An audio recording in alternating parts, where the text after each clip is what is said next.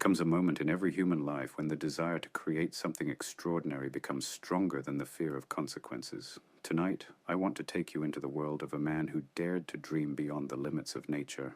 A man who believed he could defeat death, rewrite destiny, and craft life with his own hands. Victor Frankenstein was not born powerful, he did not come from magic, and he did not inherit genius. He was simply a young man who looked at the world and refused to accept it the way it was. While others studied to pass exams, Victor studied to discover meaning.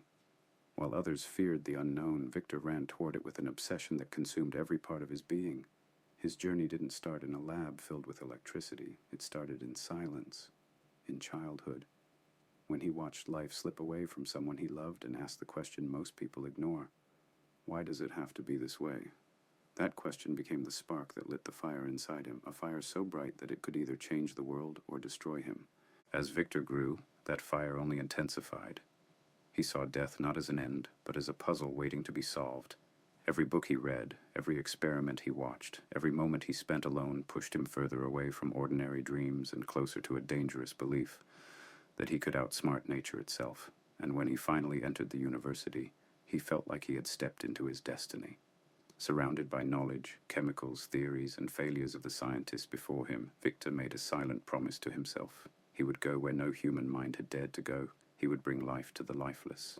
People often say ambition is beautiful, but they forget it also has a dark side. When ambition grows without wisdom, it slowly becomes obsession. And that's exactly what happened to Victor Frankenstein. His nights turned into days, his days into shadows, and his entire world shrank into one thought: I will create life. He isolated himself from friends, family, and every emotion that made him human. His room turned into a battlefield of experiments, failed attempts, electrical burns, stitched body parts, and endless notes. But Victor didn't care. He was so blinded by the possibility of success that he could no longer see the weight of what he was about to do. There is a moment in every dreamer's life when the dream starts controlling the dreamer. That moment arrived the night Victor finally completed his creation. A lifeless body lay before him, stitched together from pieces he had collected in silence. And as thunder roared outside and electricity charged the air, Victor whispered to himself, "Tonight, I will change the world." With trembling hands and a heart pounding like a drum, he activated the final spark. And in that moment, the impossible happened. The fingers of the creature twitched, its chest rose, its eyes opened. Life, unnatural life, breathed for the first time.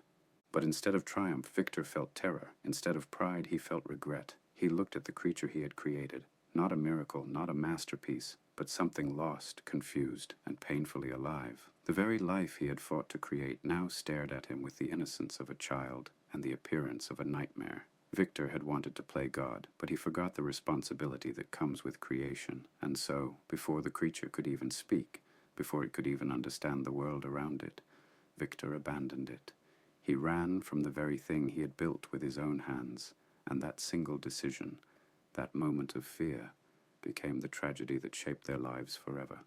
Because when you create something, you are responsible for it. When you bring something into the world, you must guide it, teach it, nurture it. Victor didn't do that. He created life, and then left it to suffer alone. And that creature, born from ambition but raised in loneliness, stepped into a world that never accepted him. Everywhere he went, he saw fear in people's eyes. Everywhere he tried to find kindness, he received hatred. He had a heart wanting love, but a face that invited screams, and slowly, the innocence inside him began to break. Rejection turned into pain, pain turned into anger, and anger turned into vengeance. Yet even then, the creature was not a monster. He only became what the world forced him to be. And Victor, the man who created him, the man who dreamed of conquering death, now found himself haunted by the consequences he never prepared for. His success had become his punishment. His creation had become his shadow. The creature wandered through forests, villages, and abandoned fields like a lost soul searching for meaning. He wasn't born evil, he was born empty, like any newborn child, except he had no mother to hold him, no father to protect him, no teacher to guide him. All he had was a world that ran from him, cursed him, and punished him simply for existing. But despite the cruelty he faced, he kept trying to understand humans. He watched families from a distance, studied their laughter, their love, their fights, their forgiveness. He learned how they cared for one another, how they shared food, stories, memories. In those moments, he discovered something powerful. The heart does not need a perfect body to love. It only needs kindness, and kindness was the one thing he could never get. One day, he approached a family he had silently helped for months, gathering wood for them, clearing snow, doing small things to earn their acceptance. He believed that if they could see his heart, they would overlook his face. But life is crueler than hope sometimes. The moment he appeared, they screamed, attacked him, and forced him to flee. That day, something inside him shattered. The creature realized that no matter how good he tried to be, the world had already decided what he was: not a person, not a soul, just a monster. And it is in that moment that many human beings break too, when they try everything to be good, to be accepted, to be loved. But the world keeps telling them they are not enough. Pain like that either destroys a person or transforms them. The creature chose transformation. He began to understand the truth. He was not born a monster. He was made one. And the one who made him was Victor Frankenstein, the man who ran from his own creation. So the creature made a decision that would change both their lives forever. He would find Victor, not to kill him at first, but to ask him the one thing every soul needs. Why did you create me, only to hate me for existing? But fate has a way of twisting even the simplest intentions. When the creature finally crossed paths with Victor again, Victor was already drowning in guilt, fear, and self-loathing. He had lost family, lost peace, lost sleep, lost purpose, all because he once believed he could control life. And when he saw the creature again, instead of responsibility, he felt rage. Instead of compassion, he felt blame. It's easy to run from your mistakes. It's harder to acknowledge the damage you've done. The creature tried to speak, tried to express the storm inside him, but Victor was too deep in denial to hear anything. It was only after tragedy struck Victor's family, when his younger brother was found dead, that he finally understood the consequences of abandoning what he had created. The creature had not killed out of evil. He had killed out of desperation. A desperate plea for Victor to see him, to acknowledge him, to accept him. And now, the creator and the creation stood on opposite sides of the same suffering, both victims of the same mistake, the absence of guidance. But this is where the story becomes more than just a tale of grief. This is the lesson every dreamer, every parent, every leader must understand. When you create something, whether it's a child, a dream, a career, a project, or a relationship, you must take responsibility for nurturing it. Otherwise, what you create may rise against you. Victor created life but gave it no purpose. Many people start things they never finish. They begin journeys they never commit to. They build relationships they never protect. And then they wonder why everything collapses. Victor was brilliant, but he lacked discipline. He was talented, but he lacked empathy. He was powerful, but he lacked wisdom. And talent without wisdom destroys the one who possesses it. The creature confronted Victor again, but this time with a heart full of tears rather than anger. He begged, not for revenge, not for power, but for companionship. He said, "You brought me into a world that has no place for me.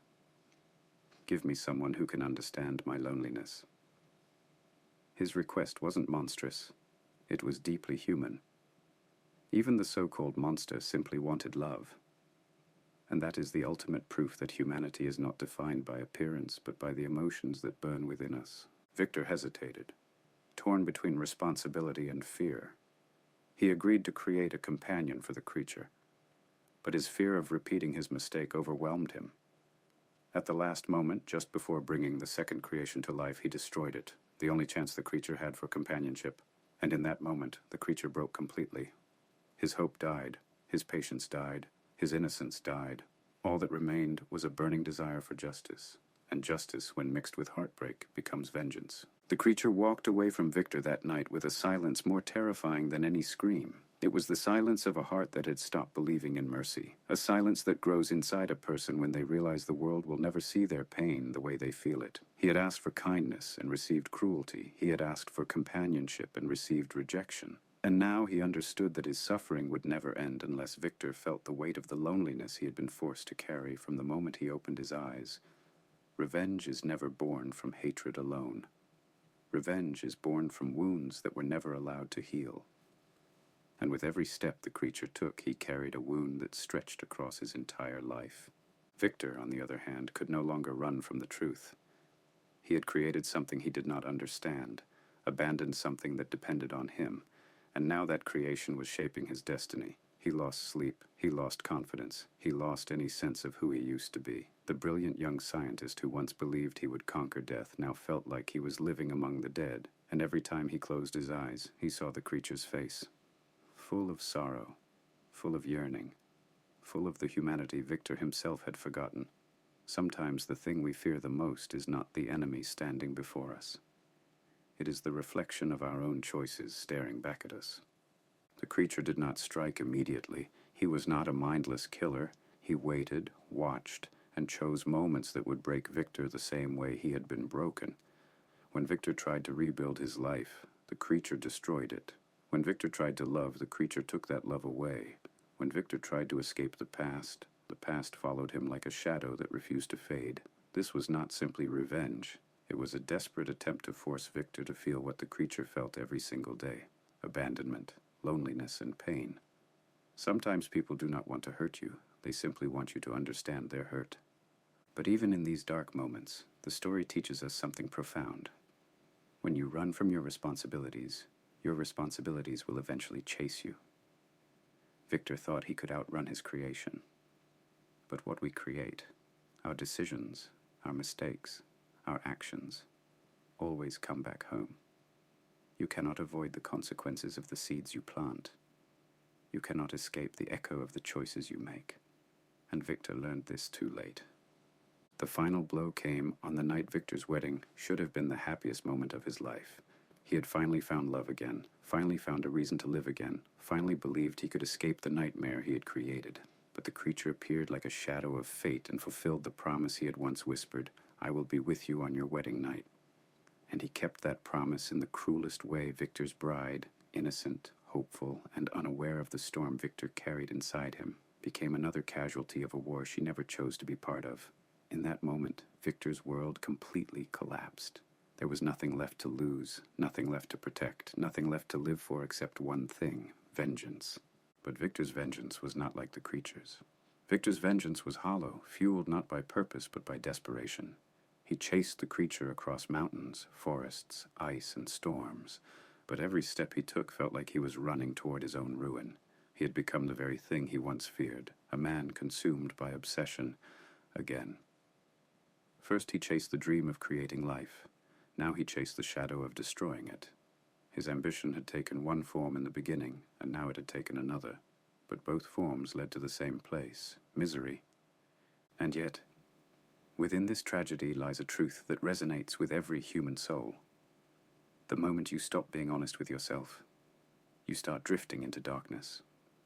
Victor never admitted the monster was not the creature. The monster was his own unchecked ambition, his own refusal to take responsibility, his own inability to see beyond his pride. And that pride led him into a chase that stripped him of everything, including his own humanity. He walked through ice with frozen tears on his face, whispering promises of revenge that even he no longer believed. He wasn't fighting to win. He was fighting because he didn't know what else to do. When guilt becomes your fuel, you eventually burn yourself. Meanwhile, the creature watched this broken man pursue him across impossible landscapes, and somewhere inside him, beneath layers of rage and hurt, something began to change. He saw Victor not as a creator, not as an enemy, but as another soul suffering from the same storm. A man crushed under the weight of his own mistakes. And perhaps for the first time, the creature felt something he had never felt before: empathy for the very man who destroyed him. Pain had united them in the most tragic way possible. Two beings, both created by the same moment, both destroyed by the same decision, now chasing each other through a world that had no place for either of them.